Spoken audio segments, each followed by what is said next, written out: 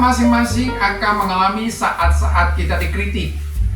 Kadang-kadang dengan adil, tetapi lebih sering tidak adil, yang menciptakan stres dalam hati dan pikiran kita, serta ketegangan dalam hubungan-hubungan kita.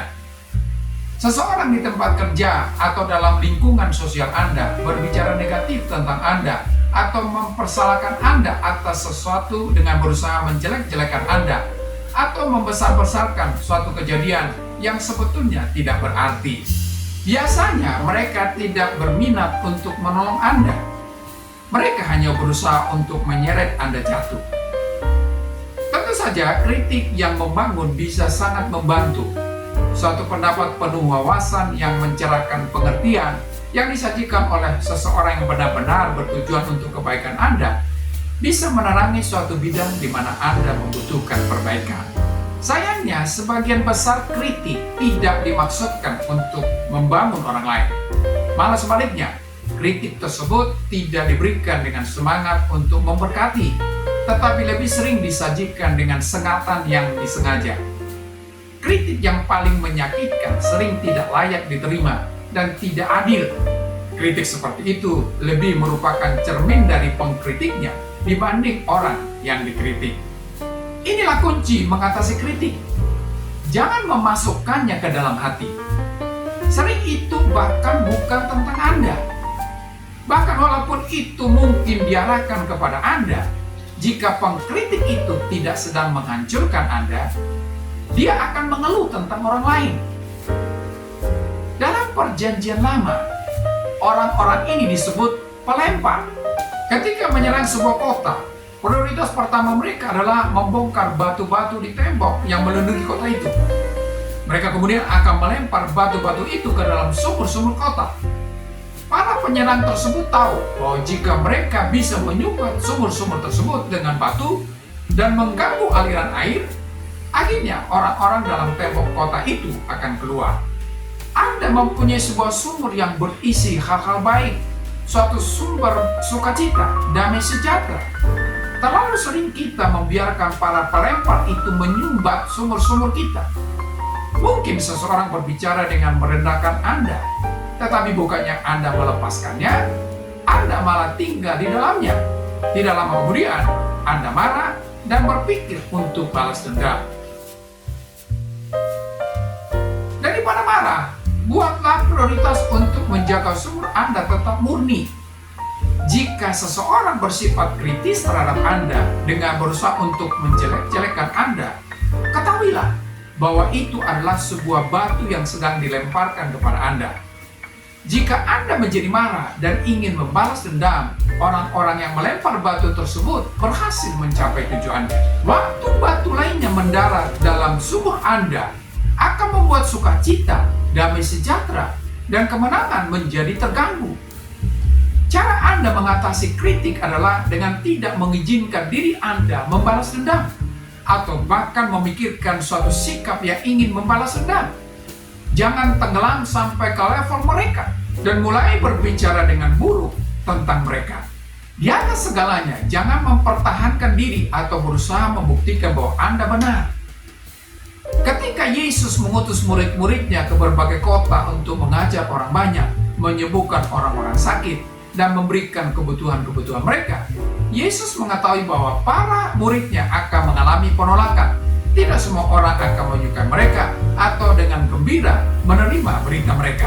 Beberapa orang akan menjadi cemburu dan mulai berbicara negatif tentang mereka, berusaha menjelek-jelekan mereka. Yesus tahu bahwa para pelempar akan ada di luar sana. Jadi dia memberitakan para muridnya dengan berkata, "Dan apabila seseorang tidak menerima kamu dan tidak mendengar perkataanmu, keluarlah dan tinggalkanlah rumah atau kota itu dan kebaskanlah debunya dari kakimu."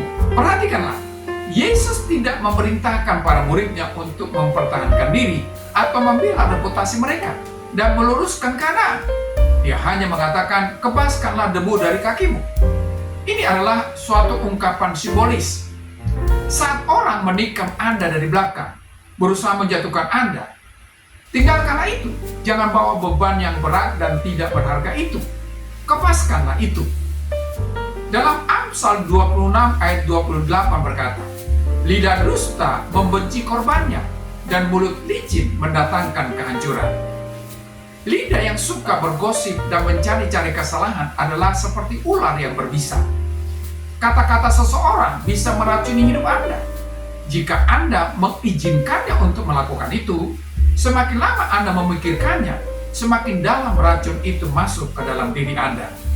Jika seseorang memberitahukan Anda sesuatu yang tidak baik yang orang lain mungkin katakan tentang keluarga Anda, atau Anda berusaha menghentikan mereka secepat mungkin, Anda harus berkata, "Saya tidak ingin mendengarnya.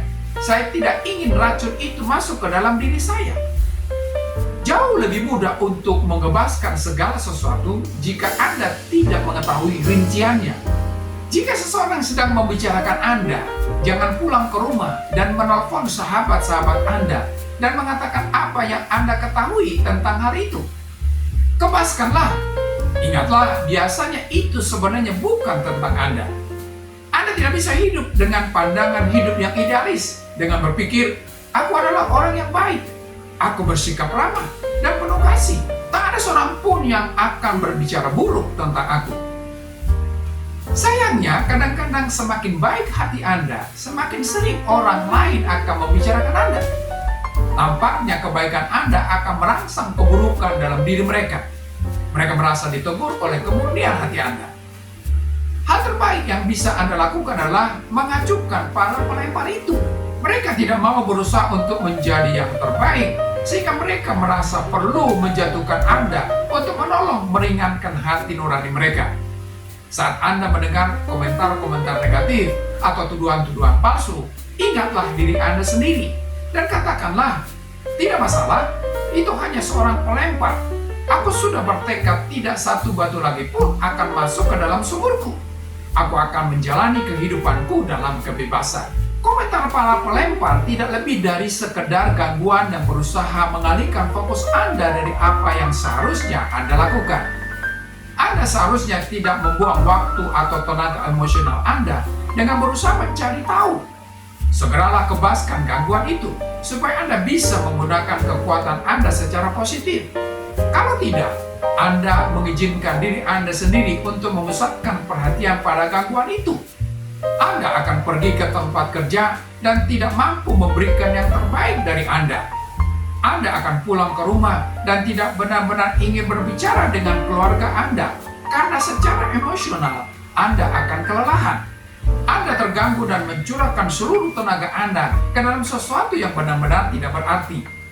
Satu hal yang Anda mampu lakukan dengan baik adalah tetap fokus dan tidak mengizinkan apa yang orang lain katakan untuk mengganggu Anda.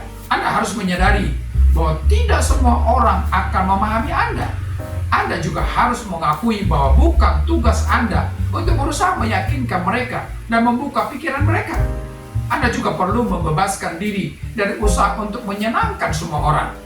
Berhentilah khawatir bahwa seseorang mungkin akan mengkritik Anda. Ingatlah bahwa jika Anda dikritik saat Anda sedang berusaha untuk membuat sesuatu perubahan positif di dunia, ada banyak orang mengalami hal serupa. Yesus terus-menerus dikritik karena melakukan kebaikan. Dia bahkan dikritik karena menyembuhkan seseorang pada hari Sabat. Dia dikritik karena pergi makan dengan seorang pemungut cukai. Para pengkritiknya menyebutnya sebagai sahabat orang-orang berdosa. Dia dikritik karena menolong seorang perempuan yang membutuhkan pertolongan, seseorang yang mereka akan lempari dengan batu. Yesus tidak berubah dalam upaya yang sia-sia untuk menyesuaikan diri dengan keinginan semua orang. Dia tidak berusaha untuk menjelaskan dirinya sendiri dan membuat semua orang memahaminya. Dia tetap fokus untuk memenuhi panggilannya. Kebenaran ini benar-benar menolong membebaskan Anda. Dalam Yesaya 54 ayat 17 berkata, "Setiap senjata yang ditempa terhadap engkau tidak akan berhasil, dan setiap orang yang melontarkan tuduhan melawan engkau dalam pengadilan akan engkau buktikan salah." Anda mungkin harus menghadapi beberapa orang yang berbicara menentang Anda, tetapi jika Anda bisa tetap mengambil jalan yang lebih tinggi dan yang terbaik, Anda akan membuktikan bahwa kritik mereka tidak benar. Lagi pula, Tuhan akan mencurahkan kemurahannya ke atas Anda, walau apapun yang para pengkritik Anda katakan. Pahamilah bahwa hidup Anda tidak terikat pada apa yang orang lain katakan tentang Anda. Hidup Anda tidak ditentukan oleh para pengkritik Anda.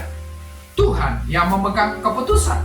Berhentilah mendengarkan apa yang dikatakan oleh orang-orang yang tidak setuju itu. Dan teruslah maju dalam kehidupan.